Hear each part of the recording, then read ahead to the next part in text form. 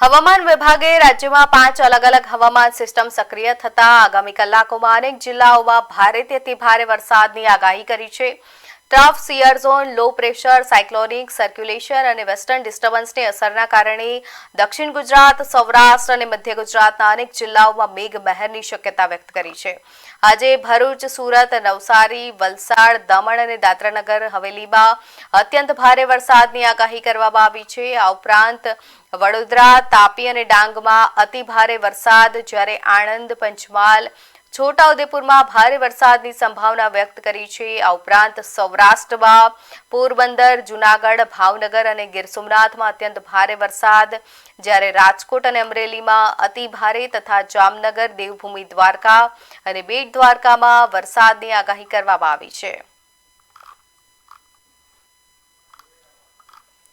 और उसका आगे जो सिचुएशन रहेगा डे 5 से लेकर डे 7 गुजरात रीजन में heavy to very heavy rainfall का वार्निंग दिया गया है। और सौराष्ट्र कच्छ में उसके अगले 4 दिन heavy to very heavy rainfall का वार्निंग दिया गया है। तो उसमें पवन का स्पीड रहेगा 40 से 50 किलोमीटर प्रति घंटा, गस्टिंग जो झोंका जो स्पीड है 60 किलोमीटर प्रति घंटा तक जाने का संभावना रहेगा।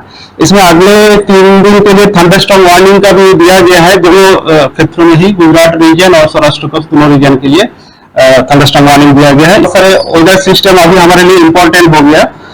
अभी एक ऑफशोर ट्रफ बना हुआ है दक्षिण गुजरात से लेकर कर्नाटक तक। जो मानसून का स्थिति है, हमारा जो उत्तरी सीमा है मानसून लाइन की, ये पास कर रहा है पोरबंदर और वल्लभ विद्यानगर से हमारा सिचुएशन है गुजरात के लिए।